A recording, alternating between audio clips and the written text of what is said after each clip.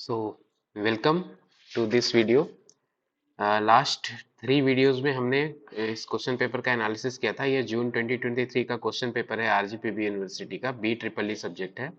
और हमारा एक क्वेश्चन बच रहा था, क्वेश्चन नंबर 8, तो वो हम इस वीडियो में उसको देख लेते हैं। क्वेश्चन नंबर 8 है basically right short notes on any two.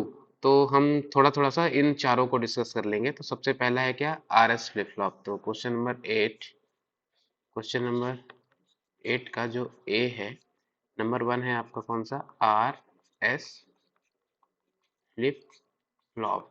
देखो, फ्लिप फ्लॉप का पहले आप थोड़ा सा बेसिक समझ लो क्या होता है। फ्लिप फ्लॉप जो है, ये इसके कुछ की पॉइंट्स हैं। पहली बात ये क्या है, ये एक मेमोरी स्टोरेज एलिमेंट है, number 1। Number 2, it stores 1 bit memory. और बात आती है ये कैसा सर्किट है, तो ये है सीक्वेंशियल सर्किट। ये कैसा सर्किट है, तो ये कहलाता है सीक्वेंशियल सर्किट। सीक्वेंशियल सर्किट का मतलब है कि एक, अगर हम बात करें कॉम्बिनेशनल सर्किट की, तो कॉम्बिनेशनल सर्किट में आपका एक इनपुट होता है और आउटपुट होता है, like this. This is your input, this is your output. लेकिन सीक्वेंशियल सर्किट में क्या होता है, सीक्वेंशियल सर्किट जो कि फ्लिप फ्लॉप है, इसमें मेमोरी भी होती है। और मेमोरी जो है आउटपुट से मेमोरी को ये वापस लेके इनपुट पे प्रोसेस होने के लिए भेजता है, लाइक दिस। तो इस तरीके से जो ये कंप्लीट नेटवर्क बन गया, ये बन गया अपना कौन सा, सीक्वेंशियल सर्किट का। ये कुछ चीजें थी। और आप देख लो, जो एक अगेन फ्लिप फ्लॉप होता है, flip flop is equal to latch plus clock. अगर आपने लैच में क्लॉक दे दी तो वो फ्लिप फ्लॉप हो जाएगा। तो पहले मैं एक लैच डिजाइन करता हूँ, फिर उस पर क्लॉक दे के फ्लिप फ्लॉप डिजाइन करूंगा, और उसके बाद उसका ट्रुथ टेबल डिजाइन करेंगे। तो आपको कौन सा फ्लिप फ्लॉप पूछा गया है, आपको पूछा गया है एस आर फ्लिप फ्लॉप। तो इसका मतलब होता है बेसिकली क्या, सेट रीसेट। तो अब हम बनाते हैं S R flip flop using NAND gate. NAND gate flip flop में क्या है, आपके दो इनपुट्स हैं, दो आउटपुट्स होंगे। एक होगा प्रेजेंट आउटपुट और एक उसका होगा कॉम्प्लीमेंट। तो ऐसे आप कुछ इस तरीके से बना सकते हैं कि आपको दो नैंड गेट्स बनाने हैं। नैंड गेट नंबर 1, ये आउटपुट आप लिख दो यहाँ पे Qn+1, और ये हो जाएगा नैंड गेट नंबर 2। इसका आउटपुट आप लिख दो क्या, पहले वाले आउटपुट का कॉम्प्लीमेंट। n+1 मतलब प्रेजेंट आउटपुट, और अगर यहाँ पे हमने बना देते हैं Qn और Qn बार मतलब पास्ट आउटपुट। इसके बाद क्या करना है, यहाँ से आपका एक इनपुट आएगा और एक इनपुट इस पे आएगा यहाँ से, और ये क्रॉस कपल्ड है, मतलब कुछ इस तरीके से।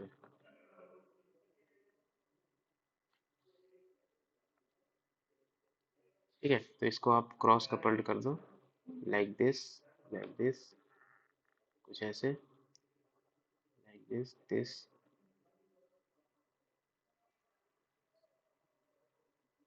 Like this. ठीक है, ऐसे। और अगर आपने इतना बना के छोड़ दिया तो ये लैच है, लैच में आपको यहाँ पे एस और आर दे देना है। लेकिन आपको क्या बनाना है, फ्लिप फ्लॉप। तो फ्लिप फ्लॉप में होती है क्या, क्लॉक। तो क्लॉक के लिए वापस से आपको यहाँ पे एंड गेट लगाना होगा, कुछ इस तरीके से।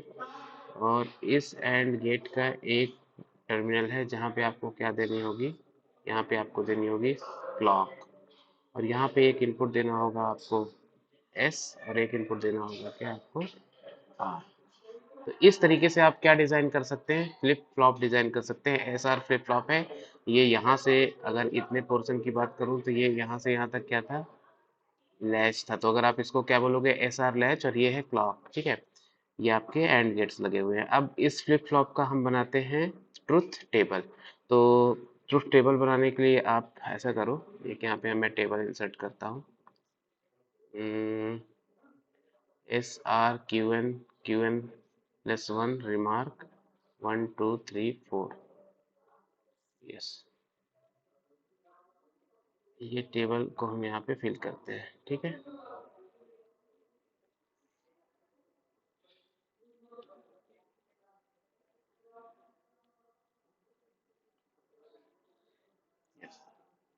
तो आप देखो, यहाँ पे आपको देना है एक इनपुट, क्या देना है आपको, यहाँ पे इनपुट देना है एस।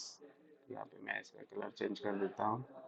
तो यहाँ पे आपने इनपुट दिया है एस, यहाँ पे इनपुट देना है आपको आर, यहाँ पे इनपुट देना है आपको क्यू एन प्लस वन, और यहाँ पे आपको मिलेगा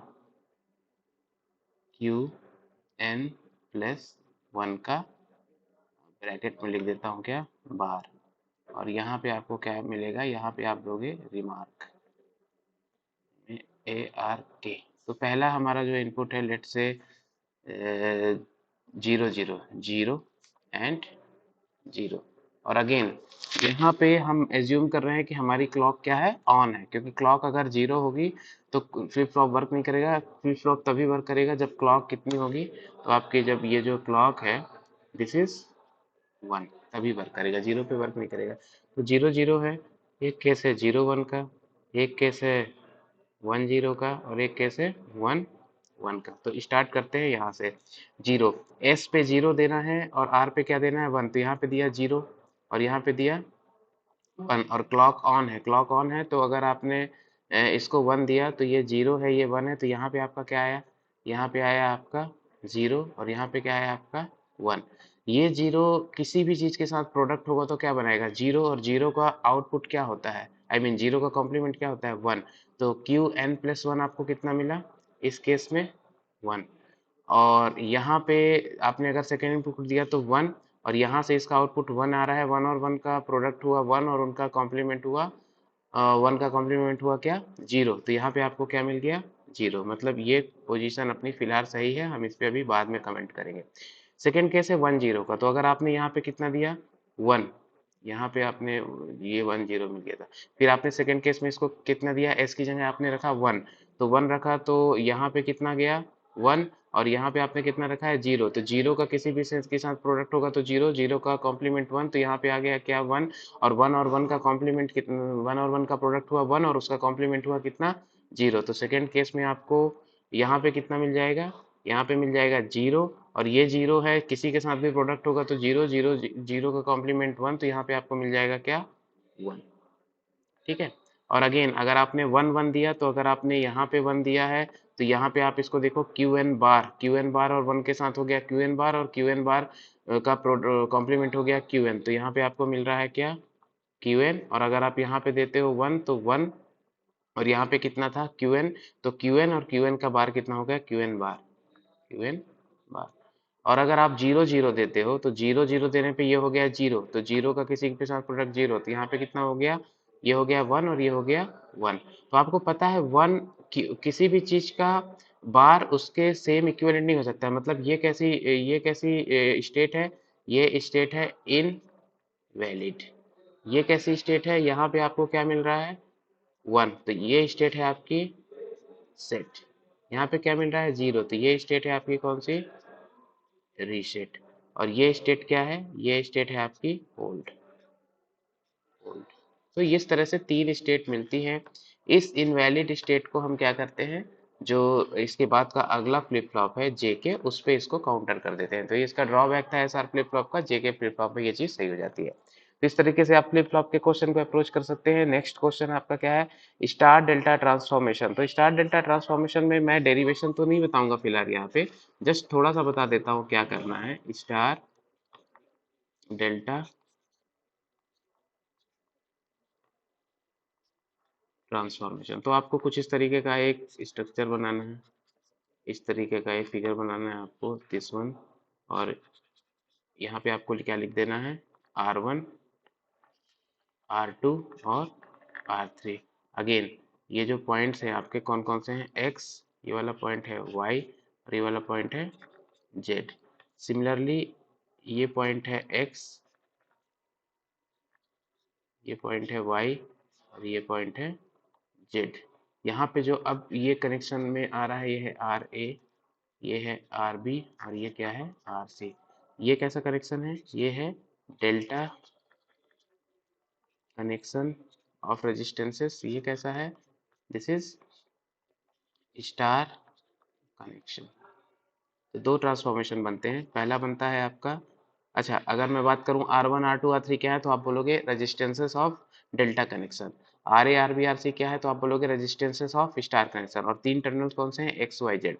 तो अगर अब मैं बोलता हूं कि स्टार टू डेल्टा आप ट्रांसफॉर्म करो, स्टार टू डेल्टा, स्टार से डेल्टा में जाना है, तो स्टार की क्वांटिटीज क्या है RA RB RC और निकालना क्या है R1, तो आपको लिखना है R1 in terms of RA RB RC। तो ये R1 को अगर आप देखो तो किस किस टर्मिनल के बीच में कनेक्टेड है, एक्स और जेड के बीच में, और यहाँ एक्स और जेड से क्या है RA RC। तो आपको लिखना है RA plus RC plus RA RC upon RB।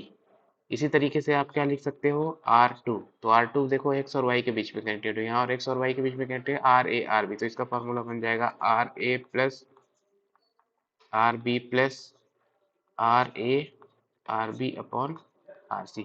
Similarly आप R3 के लिए लिख सकते हो, क्या आ जाएगा, R3 के लिए आ जाएगा RB plus RC plus RB RC upon RA। तो ये आपका हो गया स्टार टू डेल्टा, और दूसरा हो गया आपका क्या, डेल्टा टू स्टार। तो डेल्टा में आप देख लो, डेल्टा में क्या आपके डेटास थे R1 R2 R3, और स्टार में क्या थे RA RB RC। मतलब आपको लिखना है RA in terms of R1 R2 R3। तो RA देखो किसके बीच में कनेक्टेड था, एक्सटर्नल से, और यहाँ पे एक्सटर्नल से कितने कनेक्टेड हैं, दो। कौन कौन से, R1 R2। तो इसका फार्मूला आपको इस तरीके से ट्रिक याद रखनी पड़ेगी, R1 R2 upon R1 plus R2 plus R3। Similarly आप RB को अगर देखें तो RB है स्टार कनेक्शन का डिस्टेंस, और RB पॉइंट टर्मिनल Y से कनेक्टेड है, और यहाँ पे Y से दो कनेक्टेड हैं R2 R3। तो इसको क्या हो जाएगा, इसका हो जाएगा R2 R3 upon R1 plus R2 plus R3। Similarly R R A हो गया, आर बी हो गया, और आर सी आप देख लो आर सी। तो आर सी में आपका क्या हो जाएगा, आर सी में हो जाएगा R1 R3, ये हो जाएगा R1 R3 upon R1 plus R2 plus R3। एक यहाँ पे नोट लिख देना है कि अगर if same resistance connected in delta connection, then in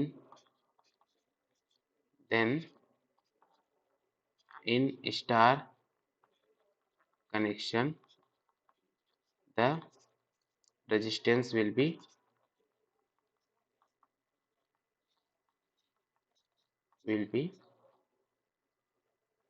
one third of delta resistance. ठीक है, इसको ऐसे आप समझा दो। लेट से एक अगर आपका कुछ इस तरीके का कनेक्शन है,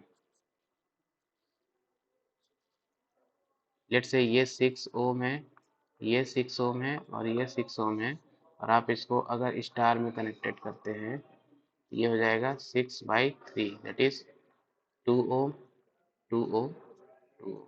मतलब डेल्टा का जो रेजिस्टेंस होता है is equal to 3 times of resistance of star. मतलब डेल्टा का पावर कंजम्पशन क्या है, ज़्यादा होता है, इसलिए हम लोड को कैसे कनेक्ट करते हैं, स्टार में कनेक्ट करते हैं।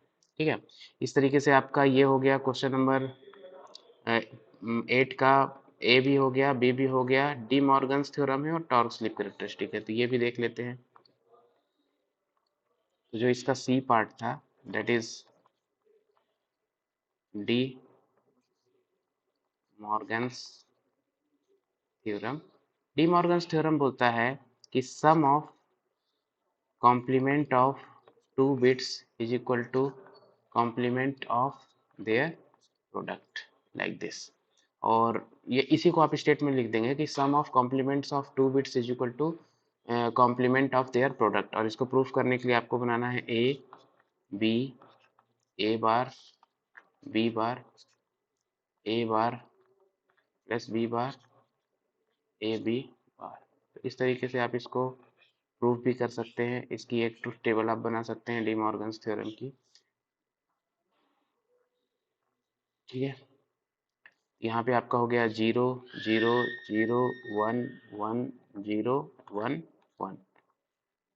तो ये जो इसका ए बार हो जाएगा, ए बार हो जाएगा क्या, 1 1 0 0 1 0 1 0, बी का बार। ठीक है, ए बार प्लस बी बार कितना हो गया, 1 प्लस 1 1 1 1 एंड 0। और यहाँ पे A bar into B bar 1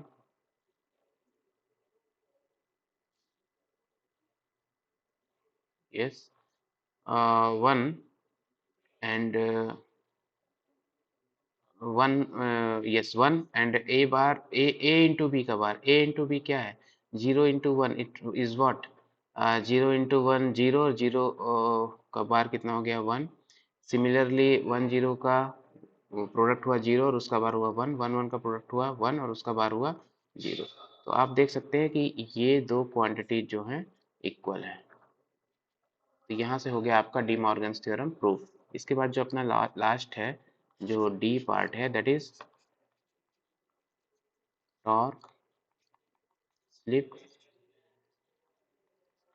characteristic of three phase induction. तो देखो ये तो काफी बड़ा टॉपिक है अगर देखा जाए, लेकिन being a first year student आपको कितना लिखना है इसमें।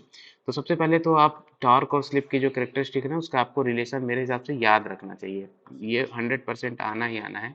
तो टी इज इक्वल टू होता है 3s/E2 R2 upon omega ms R2 square plus s x2 square under root.